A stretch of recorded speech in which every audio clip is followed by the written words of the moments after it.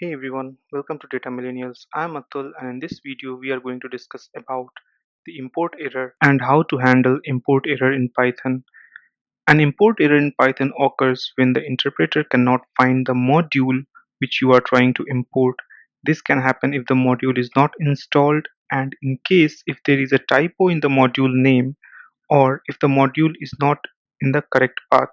Imagine that you are trying to call a friend but dialing the wrong number or the friend's phone is switched off. Similarly, if Python cannot find a particular module, in that case, to handle this sort of situation, we can use the exception handling to catch the error and take appropriate action. So as you might be knowing that there is a pandas module, and if we import pandas, then we can use the pandas data frames, right?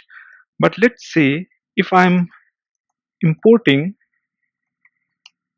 pandas and by mistake I have given one more s in the last, or there is a typo while importing pandas. So if I put import pandas as pd and then if I run it, you will see that we have this error module not found.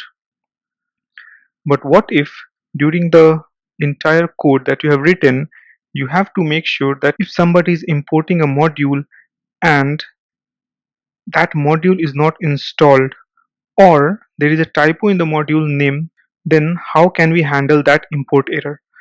So let's say that I'm importing this module pandas and I know there can be a possibility the user can have a typo during writing the code. So we can keep this import module into try block saying that try, and then we are going to say import pandas as pd, and then we are going to put a except block.